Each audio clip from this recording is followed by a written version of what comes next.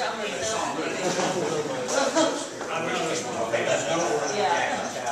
that's right.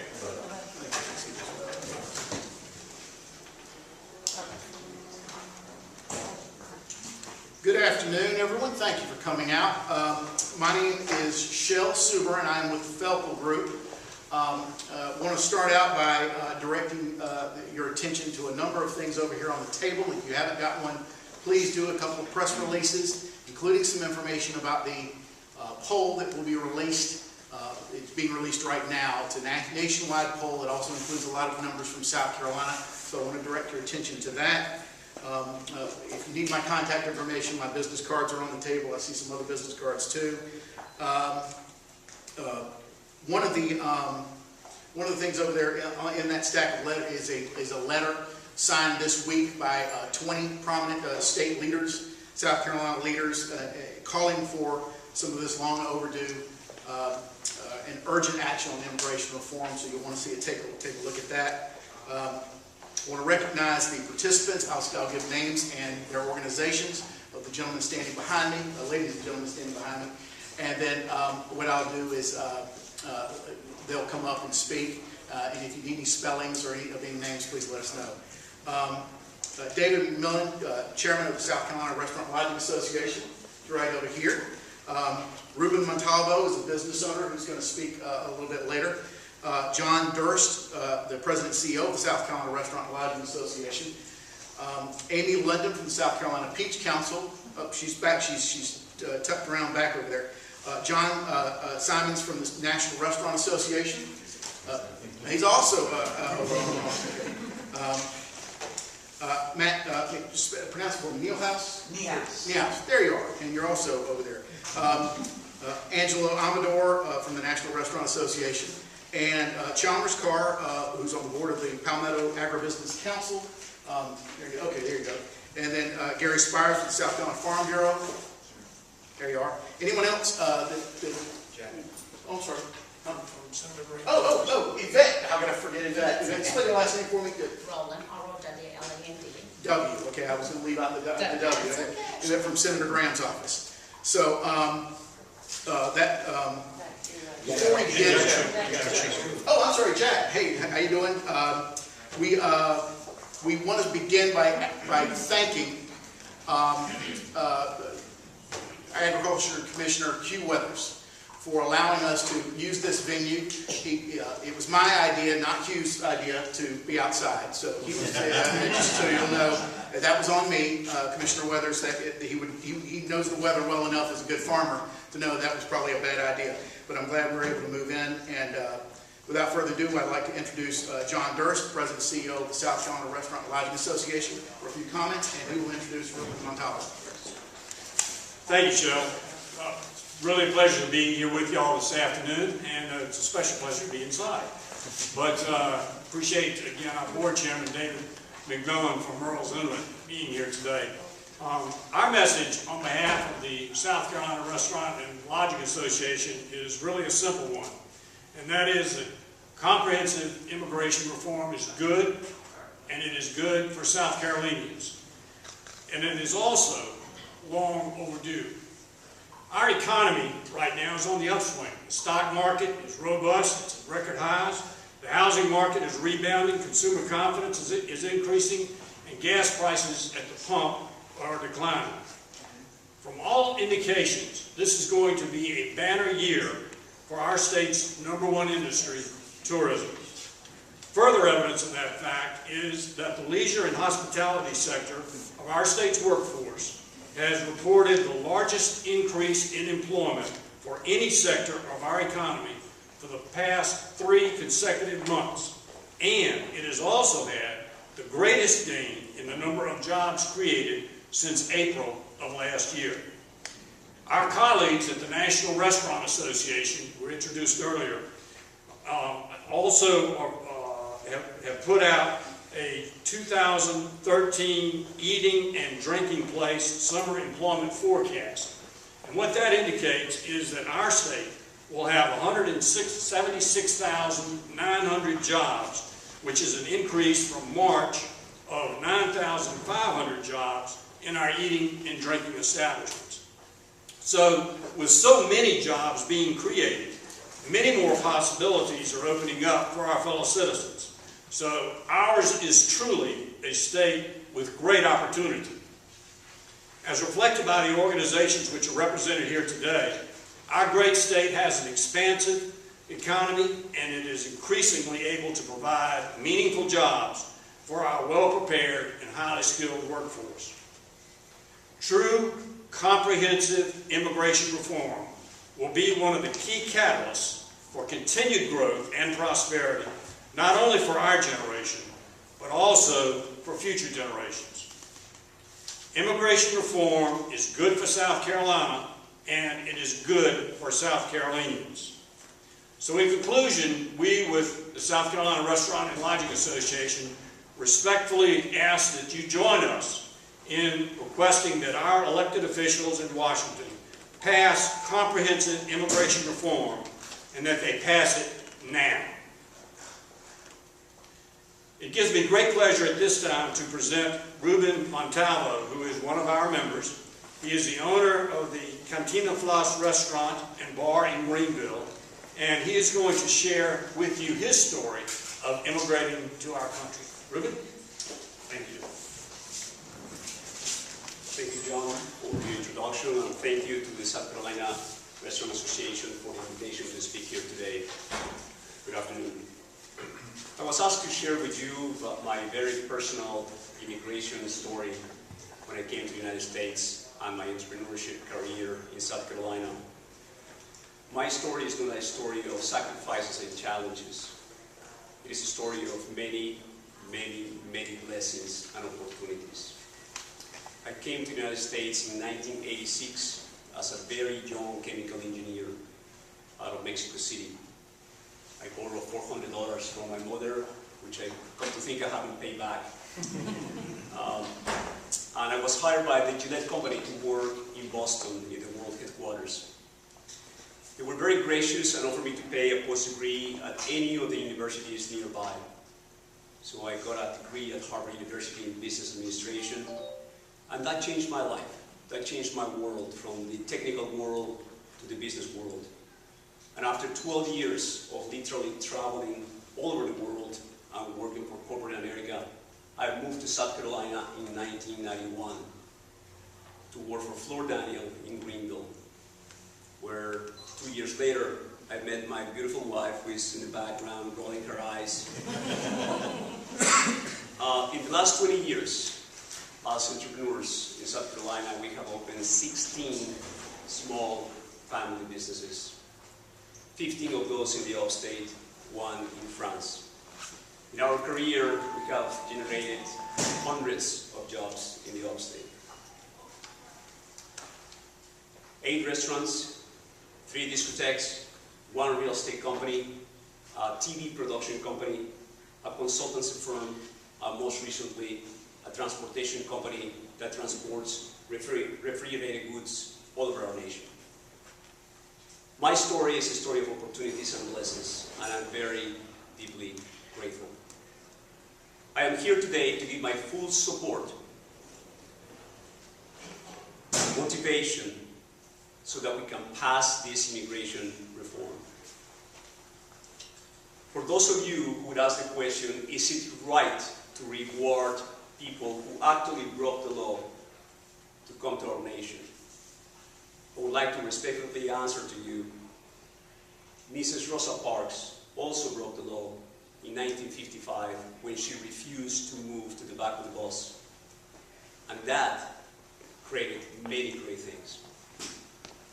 To those of you who would ask the question, if granting labor permits to the undocumented immigrants, would that raise our already high unemployment rate?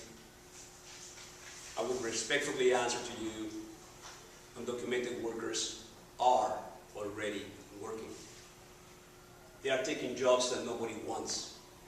They are picking up fruits. It's very fitting that we are here in this House of Agriculture because they know that. They are cleaning sewage. They're cleaning our hospitals. They're building roofs and roads in this weather. They're washing dishes at late hours. If they wouldn't have a job, they would go somewhere else. They will literally cross our nation and go to Canada or somewhere else where the supply and demand law applies. They will go to places where there's a shortage of labor. Thirdly, for those of you who may ask the question, by granting legal status to these undocumented workers, wouldn't that drain our resources? Medicaid and others, for example. I respectfully answer to you and say, absolutely not. In fact, the impact on our economy for these undocumented immigrants is very positive. Only in South Carolina, and only from the Hispanic portion of immigration, we see over $7 billion per year from the purchase power. They are buying milk. They are buying school supplies. They are buying cars, insurance policies, as vital as Publix. Did you know that only in South Carolina, only from the Hispanic portion of immigration, there are over 10,000 family businesses? So the answer is their economic impact is a very positive. Immigration is an asset in our balance sheet. Granting legal working permits is not only the right thing, it makes absolutely good economical and fiscal sense. In 1865, our nation had to make a choice, and they made the right choice. Our forefathers abolished slavery. There were many questions and many fears, but they went through it and they made the right choice. In 1955, we were faced with another choice, and we abolished racial discrimination. There were many questions and many fears, but this nation made the right choice. Today, 58 years later, we're facing with another challenge, and the challenge is undocumented immigration. As an eternal optimist, I think we will make the right choice. But as an entrepreneur, I see this as an opportunity that we need to grab. Today, this year, 2013, it is overdue. There is no time anymore to be hypocritical and just take the benefits of undocumented immigration on one side, and on the other side turn around when it's time to fix the situation. The pursuit of happiness, this is the only place on earth that we protect the pursuit of happiness in our Constitution. In my humble opinion, the pursuit of happiness is not only for the ones who were fortunate enough to be born in this blessed country. It is a human right. Why on earth we would turn our back to people who want to give us their very best, to productive people who are improving our communities? Granting legal status to undocumented immigrants is not only the right thing to do, but it makes good economical and fiscal sense. Let's get it done. Thank you. Thank you so much. All right, next we're going to hear, you get to follow that, by the way. John Riscar with Titan Farms. He's representing the Palmetto Agribusiness Council. Good afternoon, everybody. I am John Riscar. I'm the owner and operator of Titan Farms in Rich Springs, South Carolina. But I'm also here to represent the Palmetto Agribusiness Council and all my friends and peers that farm, not only in this state, but across this country. Comprehensive immigration is long overdue. The agriculture industry is more adversely affected than any other industry. Our workforce is dominated by foreign nationals. Whether they're legal or undocumented, they're here, they're present. The comprehensive bill that is facing the Senate debate right now reaches an agreement between a united agriculture industry called the Ag Coalition and the UFW, the Union for the Farm Workers. This compromise has come together, and it is a bipartisan supported bill led by Senator Lindsey Graham in our state to reach a solution to this problem. Agriculture has been faced for years with shortages of labor, and over the last couple of years it's gotten worse and worse. Even though our country is facing high unemployment in certain areas, we still have shortages of workers who are willing to work in the fields and harvest our crops. If we do not get comprehensive immigration, we will continue to move our production of our fruits and vegetables overseas to foreign countries. So I ask everybody, would you rather have your food harvested by foreign nationals on our soil, or would you rather have it grown outside of our borders and imported into this country? with food safety programs that are not nearly what ours are in this country. As I look at this bill and as a part of the AWC that negotiated the compromise, you're looking at a bipartisan bill that is going to solve comprehensive immigration in many fronts. First, border security, where we stop the illegal flow of immigrants into this country. We'll have an e-verification law that will prevent employers from hiring fraudulently documented workers. But on top of that, we've created a guest worker program that creates a future flow of legal workers into this country. I ask everybody to understand that the food and fiber that is produced in this country to feed each and every one of you cannot be done without these workers. So I ask everybody to support this bill as we move forward. Thank you. Thank you so much. We'll now hear from Ike McLeese, the President and CEO of the Greater Columbia Chamber of Commerce. Ike. Thanks, Shell. What you've heard a lot about today is from vertical industries, the hospitality industry, the agribusiness industry. There are other groups such as construction that face the same problem. I would first remind everyone that most every one of us is descended from someone who immigrated to the United States. The American economy has grown over the years with waves of immigrants as they came in. We lost control of our borders, everyone knows that.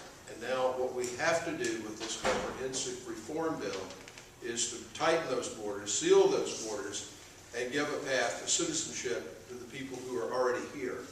And as Ruben said, they are working, they just aren't paying taxes.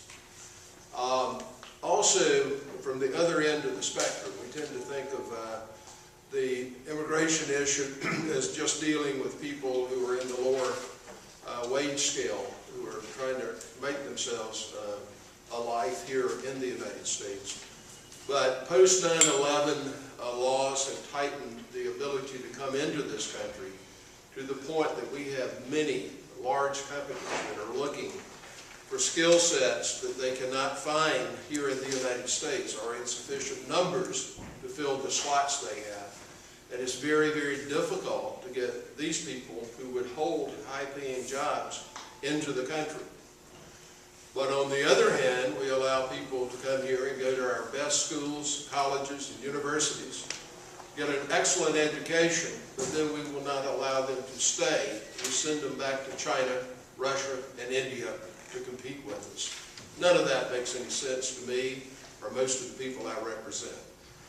We very much appreciate Senator Graham's courageous leadership in stepping forward on this issue, and we would urge our entire congressional delegation to support this effort to bring about immigration reform. Thank you. Does anyone else want to, do we have anybody else want to speak, or we certainly, we have time for anyone to speak? Okay, all right, very good. Well, what we want to do real quick is tell you a little bit about a poll that has recently been released today. And there's some details over here, and many of you will receive an email with these numbers. The poll is conducted, is nationally conducted, and it has South Carolina components. South Carolina poll, the numbers are in here. I've got South Carolina numbers. I'll read a few to you, but before we start, this poll was conducted by the Alliance for Citizenship, the Partnership for a New American Economy, and Republicans for Immigration Reform. It was conducted in South Carolina by Harper Polling. Details are in your handouts.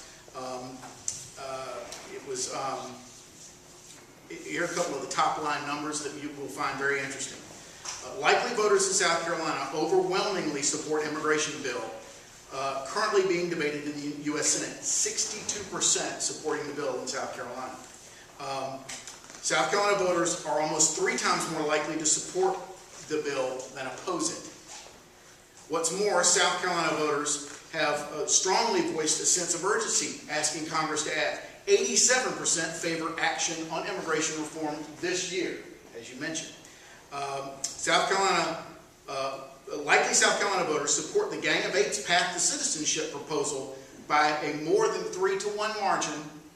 And finally, South Carolina's elected officials are likely to see an electoral reward for supporting the legislation because voters, with voters 2.43 times more likely to vote for someone who supports reform than opposes it.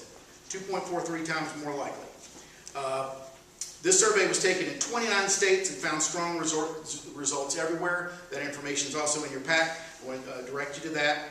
I want to thank the organizations that attended today, the South Carolina Restaurant and Lodging Association, the National Restaurant Association, our South Carolina Farm Bureau, Palmetto Agribusiness Council, Department of Agriculture, who allowed us to use their space, also the Greater Columbia Chamber of Commerce, Home Builders Association of South Carolina, also in attendance, South Carolina Peach Council, also in attendance, and I believe, did I get everybody? Did I leave anybody off? Okay, very good. Thank you so much for coming. I want to thank members of the media for attending as well, and we will allow for questions or interviews afterward as we're done. So if anybody has any questions for any of the speakers, please let us know. Thank you. Very good.